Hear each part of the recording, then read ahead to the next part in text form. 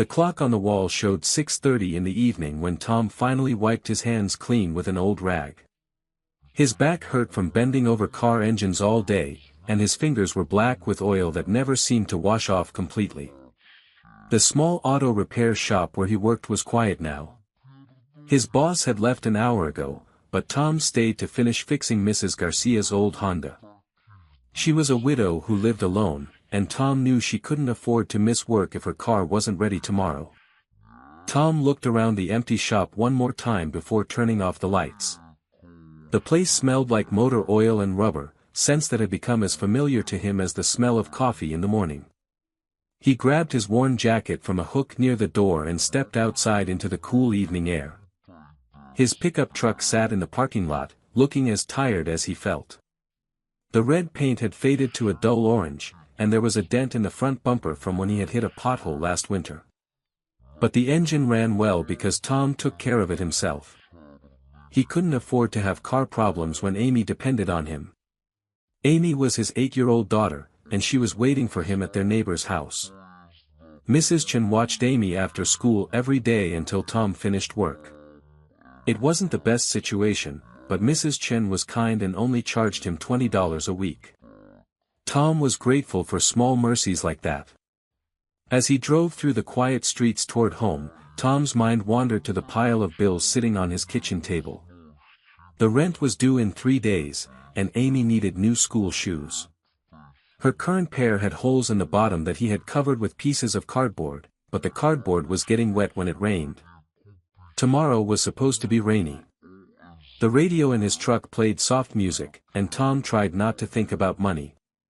Instead, he thought about Amy's smile when he picked her up from Mrs. Chen's house. She always ran to him with her backpack bouncing, excited to tell him about her day at school. Those moments made everything else worth it. Tom turned onto Maple Street, the road that led to his neighborhood. It was a quiet area with old houses and tall trees that created shadows in the evening light. He was thinking about what to make for dinner when he saw the car on the side of the road.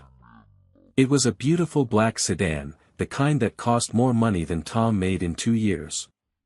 The hood was open, and white steam was rising into the air. A woman stood next to the car, holding a cell phone up toward the sky as if she was trying to get better signal. She looked to be in her 70s, with gray hair and a worried expression on her face.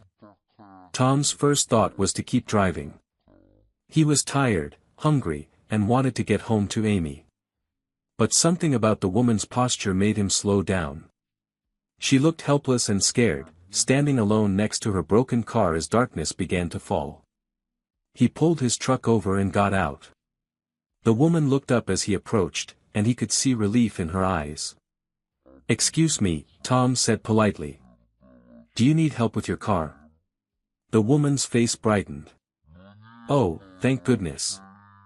Yes, I think something is wrong with the engine.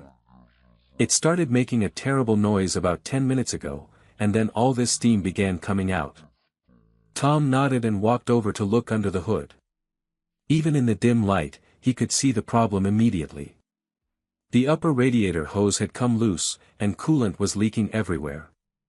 It was a simple fix that would take about 20 minutes if he had the right tools. "What's your name, ma'am?" Tom asked. "Martha," the woman replied. "Martha Wilson." "I'm Tom." "Mrs. Wilson, your radiator hose came loose. That's why you're seeing all the steam. It's not too serious, but you can't drive the car like this or you'll damage the engine." Martha's face fell. "Oh no. I need to get to the hospital. My grandson is having surgery tonight, and I promised my daughter I would be there." Tom could hear the worry in her voice, and his heart went out to her. He looked at his watch. It was almost 7 o'clock, and Amy would be wondering where he was. But he couldn't leave this woman stranded on the side of the road. "Let me call a tow truck for you," Tom offered. "They can take your car to a shop, and you can call someone to pick you up." Martha shook her head. "It's Friday night. The tow truck company said it would be at least 2 hours before they could get here. The surgery is happening now." Tom thought for a moment. He had some basic tools in his truck, and he was pretty sure he could fix the hose temporarily. It wouldn't be a perfect repair, but it would get Martha to the hospital safely. "Mrs. Wilson, I might be able to fix this for you right now. I'm a mechanic, and I have some tools in my truck. Would you like me to take a look?" Martha's eyes filled with tears of gratitude. "Would you really do that?" "I can pay you, of course."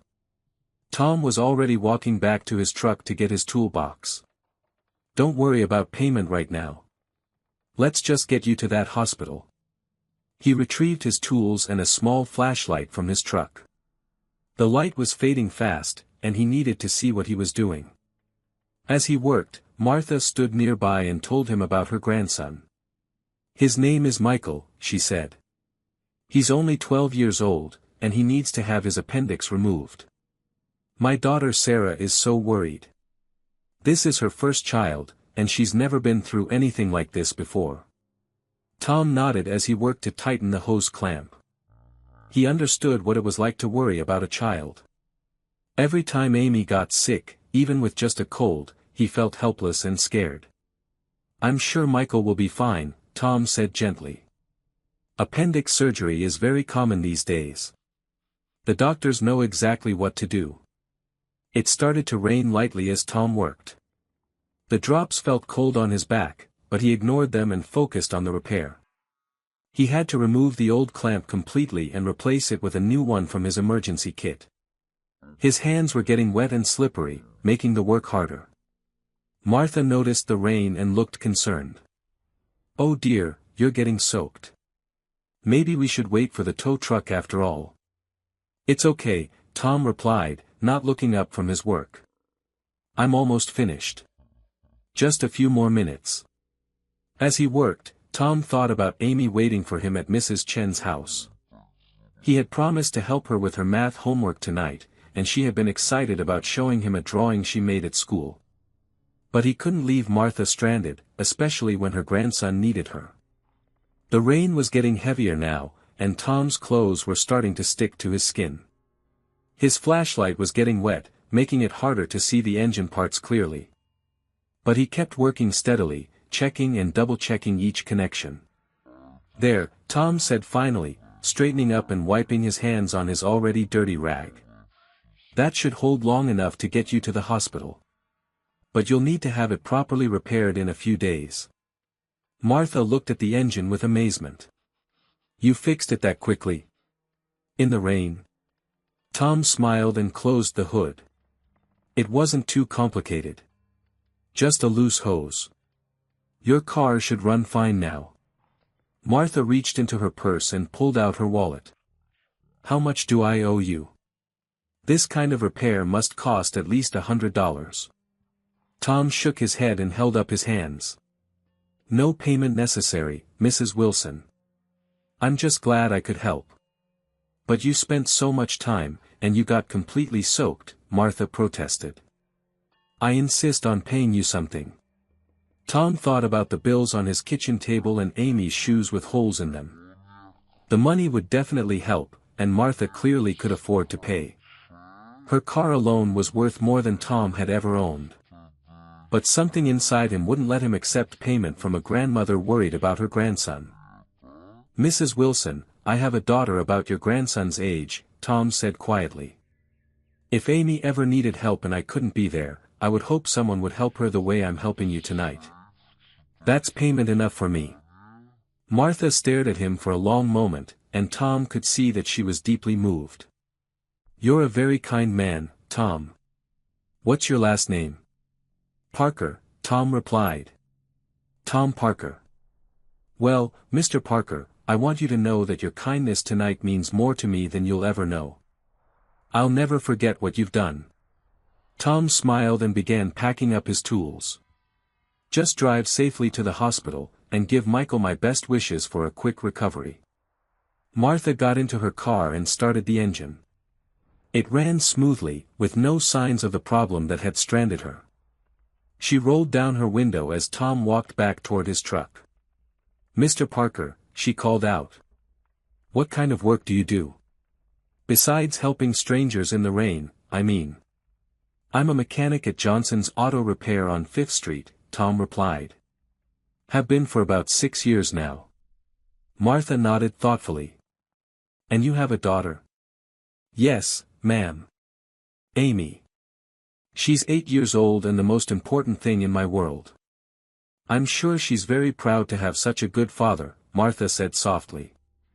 As Martha drove away toward the hospital, Tom stood in the rain for a moment watching her taillights disappear into the night. He felt good about helping her, even though he was now completely soaked and running late to pick up Amy. He got back into his truck and started driving toward Mrs. Chen's house. The radio was still playing soft music, and the rain drummed gently on the roof. Tom thought about Martha and hoped her grandson's surgery would go well. He thought about Amy waiting for him, probably looking out the window for his truck. What Tom didn't know was that Martha had noticed something during their brief conversation. As a woman who had lived through many experiences and met many people, she had a good sense for character. And she had seen something special in the young mechanic who refused payment for helping a stranger in the rain. Before driving to the hospital, Martha had taken a careful look at Tom's license plate number and committed it to memory. She had also noticed the name, Johnson's Auto Repair, painted on the side of his truck. Martha Wilson was not the type of woman who forgot acts of kindness, especially when they came from people who clearly had very little to spare. As Tom drove through the rainy night toward his daughter, he had no idea that his simple act of kindness was about to change both of their lives forever. Tom pulled into Mrs. Chen's driveway 40 minutes later than usual. The rain had stopped, but his clothes were still damp and he could smell motor oil on his hands despite washing them twice at a gas station.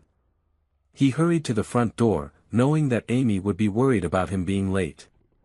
Mrs. Chen opened the door before he could knock. She was a small woman in her 60s with kind eyes and graying hair pulled back in a simple ponytail. She had been watching Amy after school for 2 years now, and Tom trusted her completely. "Tom, there you are," Mrs. Chen said with relief.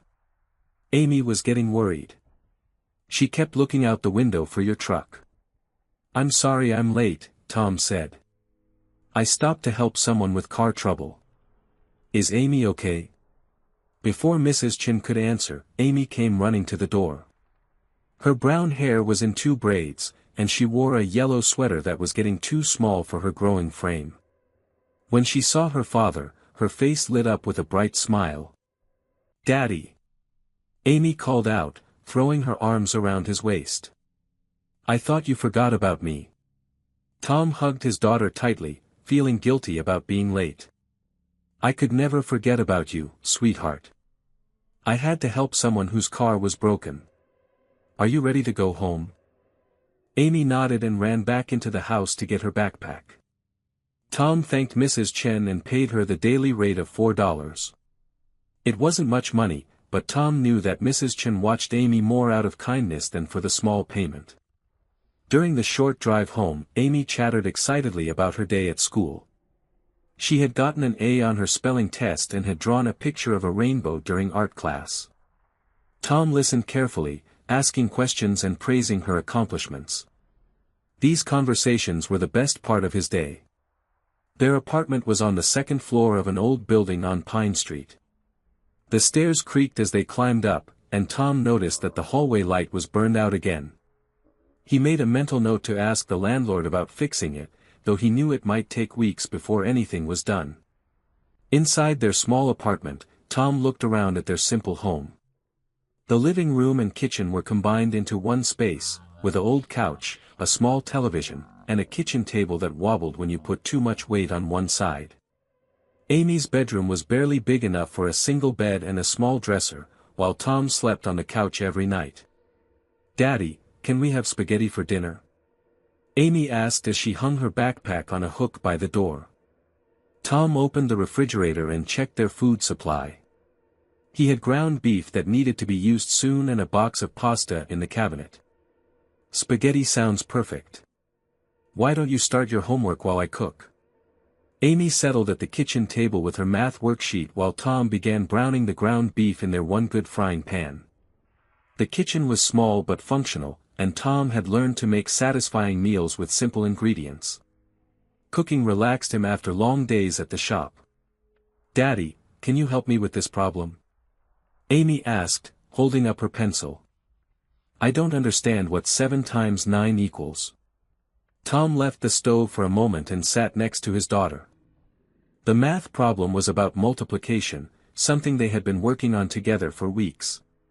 He showed Amy how to draw 7 groups of 9 dots, then count them all together to find the answer. "See, sweetheart. 7 times 9 equals 63. You can always draw it out if you get confused." Amy smiled and wrote down the answer. "You're really smart, Daddy." Tom ruffled her hair gently. "You're pretty smart yourself. You just need to practice, and soon these problems will be easy for you." While Amy continued with her homework, Tom finished cooking dinner. The smell of tomato sauce and oregano filled the small apartment, making it feel warm and cozy despite its shabby appearance. Tom set 2 plates on the table, along with glasses of milk and a small salad he made from the last lettuce in the refrigerator. They ate dinner together, talking about Amy's friends at school and her upcoming art project. Tom told her about the cars he had fixed that day, describing the problems in simple terms that made Amy laugh. She especially enjoyed hearing about Mrs. Garcia's Honda, which made funny noises that sounded like a sick elephant. After dinner, Amy helped clear the dishes while Tom washed them in the small kitchen sink. It was their routine, and Tom treasured these quiet domestic moments. Despite their financial struggles, he felt rich when he was spending time with his daughter. At 8 o'clock, Tom helped Amy get ready for bed. He read her a story from a library book about a girl who wanted to become a scientist. Amy loved stories about brave girls who achieved their dreams, and Tom always tried to find books with strong female characters. "Daddy," Amy said as Tom tucked her into bed, "when I grow up, can I be a scientist and a mechanic like you?"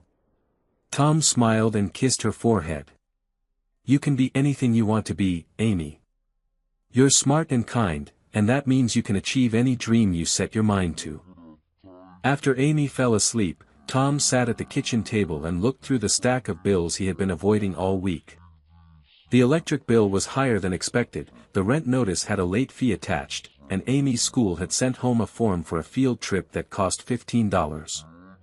Tom did some quick math in his head and realized he would have to work extra hours next week to cover everything. He was considering whether to ask his boss for overtime when he heard a car door slam outside. Tom looked out the window and saw a black sedan parked in front of his building. It was an expensive car, completely out of place in his neighborhood. As he watched, 2 people got out of the car and walked toward the building entrance. Tom heard footsteps on the stairs and then a gentle knock on his door. He wasn't expecting anyone, and it was almost 9 o'clock at night. Visitors at this hour usually meant bad news. He checked to make sure Amy was still sleeping, then walked to the door. "Who is it?" Tom called out softly. "Mr. Parker. My name is David Wilson. I'm here with my mother, Martha. We'd like to speak with you if you have a moment." Tom was confused. He didn't know anyone named David Wilson, but the name Martha rang a bell. Then he remembered the woman whose car he had fixed earlier that evening. What could she possibly want at this hour? Tom opened the door and saw Martha standing in the hallway with a tall man in his 50s. The man wore an expensive suit and had the confident posture of someone used to being in charge. Martha looked exactly as she had earlier, except now she seemed excited rather than worried. "Mrs. Wilson," Tom said with surprise. "Is everything okay? How did your grandson's surgery go?" Martha smiled warmly. "Michael is doing perfectly well, thanks to you. The surgery was successful, and he's already asking for ice cream. I can't thank you enough for getting me to the hospital on time." "I'm glad to hear he's okay," Tom replied, still confused about why they were at his apartment. "But how did you find out where I live?" The man stepped forward and extended his hand. "Mr. Parker, I'm David Wilson, Martha's son. I hope you'll forgive us for showing up unannounced, but we have something important to discuss with you." Tom shook David's hand, noticing his firm grip and expensive watch. It's nice to meet you, Mr. Wilson, but I'm not sure what we need to discuss. I was just helping your mother with a car problem. David smiled, and Tom could see where he got his kind eyes from his mother. That's exactly what we want to talk about. May we come in for a few minutes? I promise we won't take much of your time. Tom hesitated. His apartment was small and shabby, and he was embarrassed to have these well-dressed people see how he lived. But they had come all this way, and Martha had been through a stressful evening. Of course, Tom said, opening the door wider. Please excuse the mess. It's just me and my daughter, and we weren't expecting company. Martha and David entered the small apartment, and Tom saw them taking in their surroundings. The wobbly table, the old couch, the careful way everything was clean but clearly worn out. Tom felt his face flush with embarrassment. Please sit down, Tom offered, gesturing to the couch. Can I get you some coffee or water? Water would be lovely, Martha said, settling onto the couch next to her son. Tom brought them glasses of water and sat in the single chair across from them. He couldn't imagine what was so important that it couldn't wait until tomorrow. David took a sip of water and then looked directly at Tom. Mr. Parker, after my mother told me about your kindness tonight, I decided to learn more about you. I hope you don't mind, but I made some inquiries around your neighborhood. Tom felt uncomfortable. What kind of inquiries? I spoke with Mrs. Chen, who watches your daughter. I talked to Mr. Johnson, your boss at the repair shop. I even met some of your neighbors, David explained. Everyone told me the same thing about you. What's that? Tom asked nervously. Martha leaned forward with tears in her eyes. They told him that you're the most generous person in this neighborhood. Mrs. Chen said you fix her car for free whenever it has problems. Mr. Johnson said you stay late to help customers who can't afford to pay full price. Your neighbors said you shovel snow for elderly people and help single mothers with home repairs. Tom felt his cheeks burning. I just try to help when I can. It's not a big deal. David shook his head. Mr. Parker, in my experience, people who say kindness isn't a big deal are usually the kindest people of all. Let me ask you something. How long have you been working as a mechanic? About 10 years total, Tom replied. 6 years at Johnson's Auto Repair. Do you enjoy the work? Tom nodded. I love working with cars. There's something satisfying about diagnosing a problem and fixing it. Plus, cars are honest. They either run or they don't. There's no pretending with engines. David smiled at this answer. Mr. Parker, I need to tell you something about myself. I'm the CEO of Wilson Automotive Group. We manufacture parts for car companies and own several repair facilities across the state. Tom's eyes widened. Wilson Automotive Group was one of the largest companies in the region.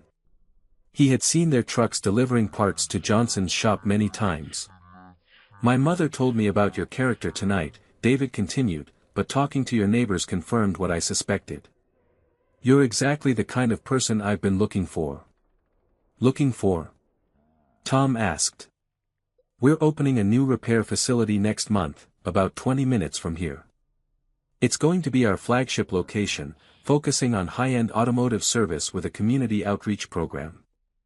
I need someone to run the mechanical operations, someone who understands both quality work and customer service. Tom stared at David, not sure he was hearing correctly. Are you offering me a job? David nodded. I'm offering you the position of head mechanic at our new Wilson Automotive Service Center. The salary would be $65,000 per year, with full health benefits, paid vacation, and a signing bonus of $10,000. Tom felt dizzy. The amount of money David was talking about was more than double what he currently made. It seemed impossible, like something that happened to other people but never to him. Mr. Wilson, I appreciate the offer, but I don't understand why you would want to hire someone you just met tonight. Martha reached over and patted Tom's hand. Because character matters more than anything else. My son built his business by finding good people and treating them well. Tonight, in the rain, you showed me exactly what kind of person you are. David leaned forward. Mr. Parker, I've learned that technical skills can be taught, but integrity cannot. You have both. I think you would be perfect for this position. Tom thought about Amy sleeping in the next room, about the bills on his kitchen table, about her shoes with holes that he covered with cardboard. This job offer could change everything for them. But it seemed too good to be true, and Tom had learned to be careful about things that seemed too good to be true. I'm honored by your offer, Tom said carefully, but I need to think about this. It's a big change, and I have to consider what's best for my daughter. David nodded with understanding. Of course you need time to think. This is a major decision. Why don't you visit our facility this weekend? Meet the team, see the operation, ask any questions you have. Then you can make an informed choice. Tom agreed to visit the facility on Saturday morning. David wrote down the address and his phone number on a business card. As they prepared to leave, Martha stood up and hugged Tom gently. Thank you again for tonight, she whispered. You saved more than just my car trip to the hospital. You reminded me that there are still good people in the world. After they left, Tom sat alone in his quiet apartment, staring at David's business card. The evening had started with him fixing a stranger's car in the rain. Now, just a few hours later, his entire future might be changing. He thought about waking Amy to tell her the news, but decided to wait until he knew more. Instead, Tom walked to Amy's bedroom door and watched his daughter sleep peacefully in her small bed. Whatever happened next, he would make sure it was the right choice for both of them. Saturday morning arrived with bright sunshine and cool air. Tom woke up early on the couch, his mind racing with thoughts about the job offer. He had barely slept, alternating between excitement and worry. The opportunity seemed almost too good to be true, and Tom had learned to be careful about things that appeared perfect. Amy bounded into the living room at 7 o'clock, already dressed and ready for their usual Saturday breakfast of pancakes and orange juice. She noticed her father sitting up on the couch, staring out the window with a thoughtful expression. Daddy, are you okay? Amy asked, climbing onto the couch next to him. You look like you're thinking really hard about something. Tom smiled and put his arm around his daughter. I am thinking about something important, sweetheart. Remember the lady whose car I fixed yesterday? Well, she came to visit us last night with her son, and he offered me a new job. Amy's eyes grew wide with curiosity. A new job? What kind of job? It would be at a bigger auto repair shop, where I would be in charge of all the mechanics. It pays much more money than my current job, which means we could move to a better apartment and you could have your own room with space for a desk and all your books. Amy clapped her hands together with excitement. That sounds wonderful. Are you going to take the job? Tom hugged her closer. I want to visit the place first and make sure it's right for us. Would you like to come with me this morning? We can look at the shop together, and then maybe get ice cream afterward. Amy nodded enthusiastically. After breakfast, they got dressed in their best clothes. Tom wore his only button-down shirt and his least faded pair of jeans, while Amy chose her favorite blue dress with small white flowers. They looked in the mirror together before leaving, and Tom felt proud of his beautiful daughter. The drive to Wilson Automotive Service Center took 25 minutes through parts of town that Tom rarely visited. The neighborhoods became nicer as they drove, with larger houses, well-maintained lawns, and newer cars in the driveways. Amy pressed her face to the window, pointing out interesting houses and asking questions about the people who might live in them. When they arrived at the facility, Tom was impressed by what he saw. The building was large and modern, with clean white walls and big windows that let in plenty of natural light. The parking lot was spacious and well-maintained, with clear markings and landscaping that included small trees and flower beds. David Wilson met them in the lobby, wearing casual clothes and a warm smile. He shook hands with Tom and then bent down to Amy's level to introduce himself properly. You must be Amy, David said kindly. Your father told me you're 8 years old and very smart. I have a granddaughter about your age, and she loves to learn about how things work. Would you like to see what we do here? Amy looked at her father for permission, and Tom nodded. David led them through the facility, explaining everything in terms that Amy could understand. The shop was nothing like the small, cramped space where Tom currently worked. There were 12 repair bays, each with modern equipment and excellent lighting. The tools were organized and well maintained, and everything looked clean and professional. We focus on both regular car maintenance and specialized repairs, David explained as they walked. But we also have a community program where we provide free or low-cost repairs for families who are struggling financially.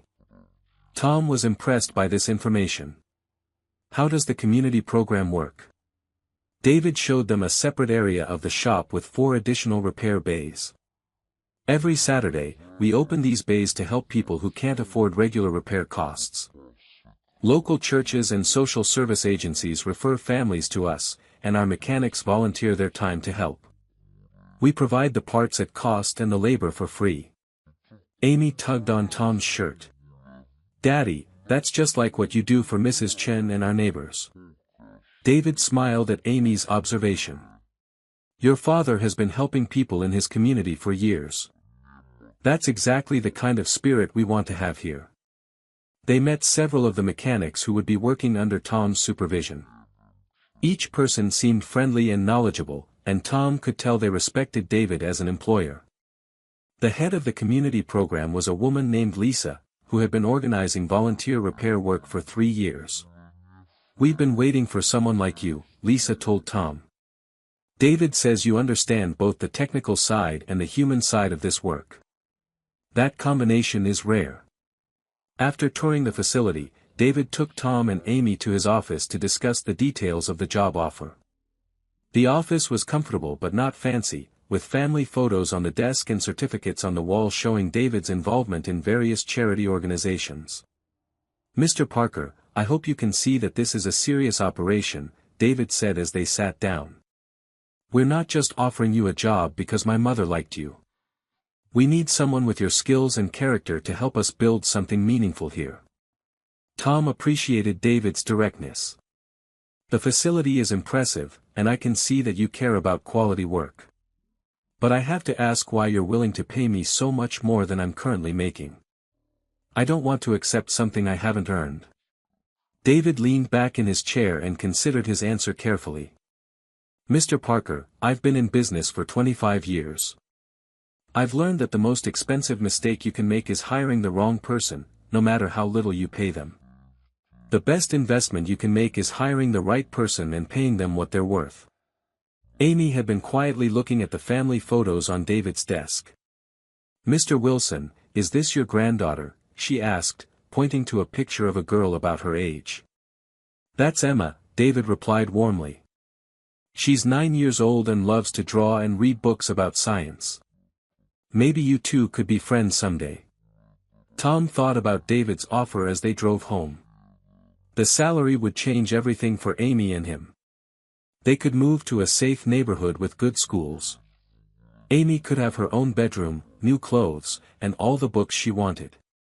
Tom could stop worrying about every bill and start planning for Amy's future education. But more than the money, Tom was excited about the community program. The idea of using his skills to help families who were struggling, just like he had been helping his neighbors, appealed to him deeply. It would be like turning his small acts of kindness into something bigger and more organized. That evening, over dinner at their wobbly kitchen table, Tom and Amy talked about the job offer. Amy was excited about the possibility of having her own room and making a new friend in Emma. Tom explained that taking the job would mean some changes and adjustments, but that he thought it would be good for both of them.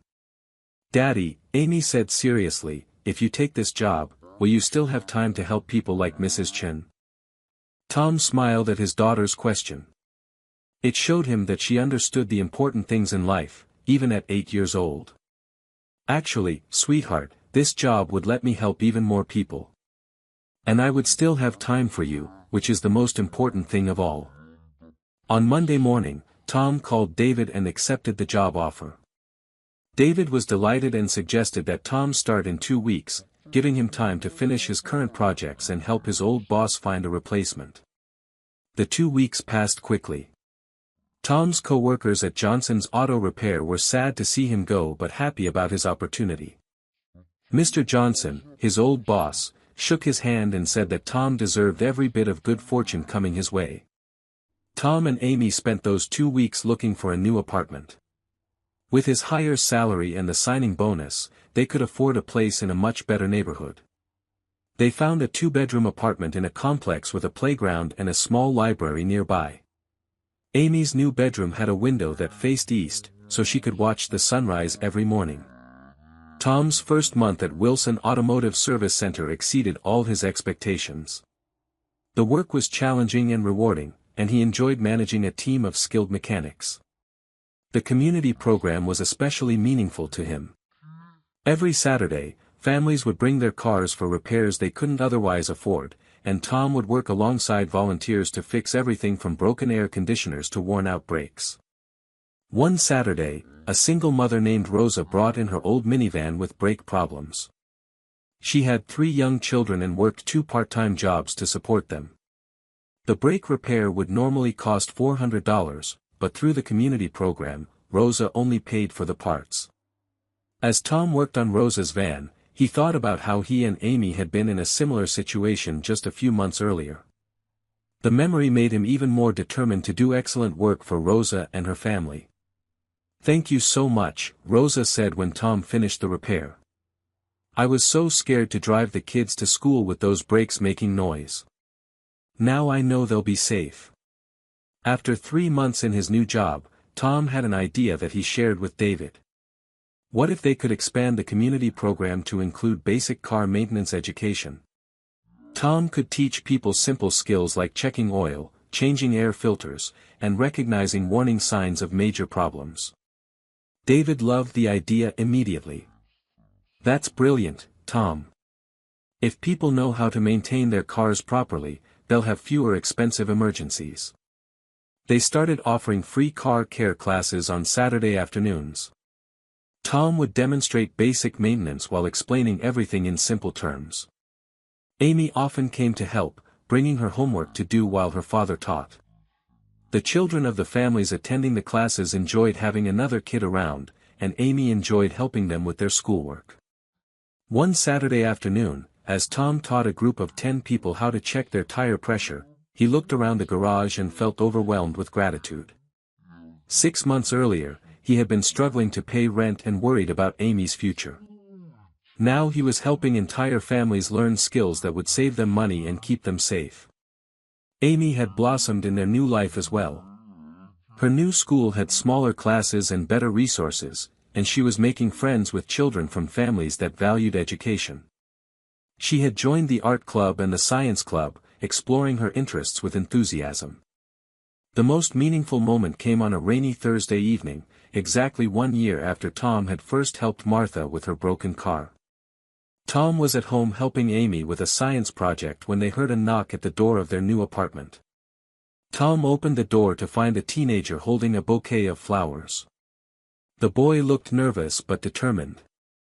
"Excuse me, are you Tom Parker?" the teenager asked. "Yes, I am. Can I help you?" "My name is Michael Wilson. My grandmother Martha asked me to bring you these flowers. She wanted me to thank you for helping her that night when I was having surgery. She says that if you hadn't fixed her car, she might not have made it to the hospital in time." Tom remembered Martha's grandson and smiled warmly. "How are you feeling now, Michael? Are you completely recovered from your surgery?" Michael grinned and nodded. "I'm perfect now. I even play soccer again. Grandmother tells everyone about the mechanic who helped her in the rain and wouldn't take any money. She says you're proof that angels walk among us." As Tom accepted the flowers and thanked Michael, he thought about the chain of events that had started with a simple act of kindness on a rainy road. Helping Martha had led to his new job, which had led to their better life, which had led to him helping hundreds of other families through the community program. That night, as Amy slept peacefully in her own room and Tom sat in their comfortable living room, he reflected on how much their lives had changed. But the most important change wasn't the money or the apartment or even Amy's better school. The most important change was that Tom now had the resources and opportunity to help people on a much larger scale. Every Saturday, as he taught car maintenance or repaired vehicles for struggling families, Tom remembered the lesson that his simple act of kindness had taught him. When you help someone without expecting anything in return, you create ripples of goodness that spread far beyond what you can imagine. Sometimes, if you're very lucky, those ripples come back to lift you up as well. Amy, now 9 years old and wise beyond her years, often helped her father with the weekend program. She would organize tools, read to younger children while their parents learned about car care, and assist with simple tasks. One Saturday, as they cleaned up after a busy day of helping families, Amy looked at her father thoughtfully. "Daddy, do you think we helped people today?" Tom smiled and put his arm around his daughter. "I think we helped each other, sweetheart. That's how the best kind of help works."